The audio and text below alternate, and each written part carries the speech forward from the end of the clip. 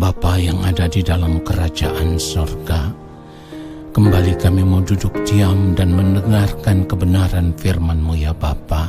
Berbicaralah bagi kami, Roh Kudus memberikan kami hikmat pengertian untuk mengerti kebenaran ini, lalu kami hidup sesuai dengan kebenaran firman-Mu. Di dalam nama Tuhan Yesus Kristus kami berdoa. Haleluya. Amin.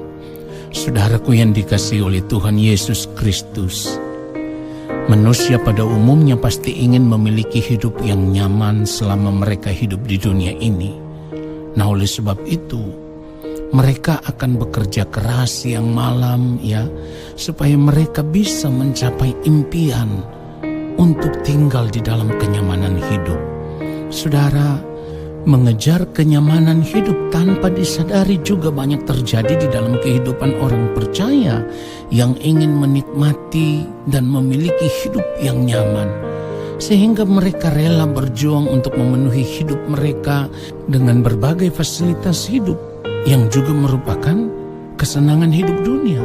Nah, saudaraku, pada dasarnya hal ini bisa terjadi dalam kehidupan orang percaya karena mereka merasa bahwa mereka adalah anak-anak Tuhan yang sudah ditebus dan memiliki jaminan keselamatan. Artinya sudah pasti masuk surga, sehingga selama hidup di dunia ini mereka akan hidup hanya untuk menikmati berkat-berkat Tuhan.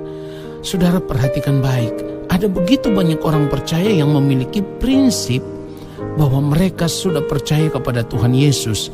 Oleh sebab itu, sebagai anak-anak Tuhan mereka pasti diberkati dengan berkat-berkat Tuhan yang membuat mereka bisa menikmati hidup berkelimpahan. Saudaraku, pada kesempatan ini saya harus berkata dengan jujur, pandangan hidup yang demikian adalah pandangan hidup yang salah, akibat dari tidak memahami kebenaran firman Tuhan dengan benar, atau sudah terlanjur menerima pengajaran firman Tuhan yang salah selama ini. Kalau kita mau jujur belajar firman Tuhan dengan tekun, maka kita akan mengerti dengan benar bahwa Tuhan Yesus datang ke dunia ini tidak pernah memiliki tujuan membuat orang yang percaya kepadanya bisa menikmati dunia ini dengan segala kesenangannya dan tinggal dalam kenyamanan hidup. Saudaraku, orang percaya yang memiliki prinsip hidup yang demikian, maka dapat dipastikan Yesus yang mereka percaya selama ini adalah Yesus yang lain. Atau dapat dikatakan Yesus yang ada di dalam fantasi mereka saja, dan bukan Yesus yang sesungguhnya. Kenapa saya katakan Yesus yang diajarkan kepada mereka adalah Yesus yang lain?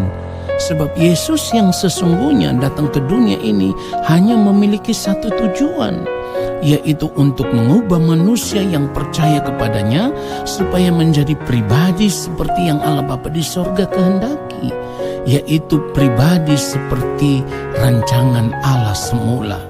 Saya katakan Yesus yang diajarkan kepada mereka adalah Yesus yang lain, bukan tanpa alasan.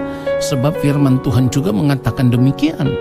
2 Korintus pasal 11 ayat 4, sebab kamu sabar saja jika ada seorang datang memberitakan Yesus yang lain daripada yang telah kami beritakan, atau memberikan kepada kamu roh yang lain daripada yang telah kamu terima, atau Injil yang lain daripada yang telah kamu terima.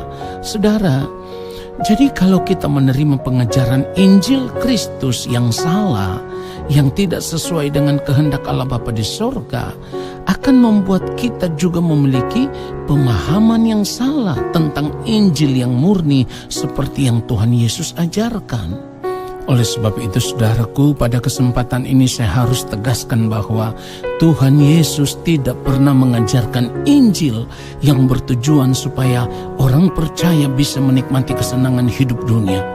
Saudaraku, kita harus mengerti bahwa tujuan utama kedatangan Tuhan Yesus ke dunia ini adalah membawa manusia kembali kepada keselamatan kekal, yaitu kembali menjadi manusia seperti yang dirancangkan Allah semula, dan bukan untuk menikmati kenyamanan hidup dunia.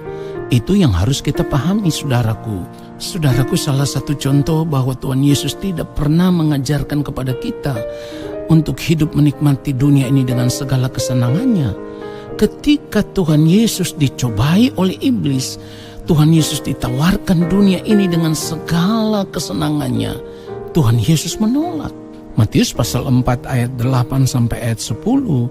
Dan iblis membawanya pula ke atas gunung yang sangat tinggi dan memperlihatkan kepadanya semua kerajaan dunia dengan kemegahannya. Dan berkata kepadanya, semua itu akan kuberikan kepadamu jika engkau sujud menyembah aku.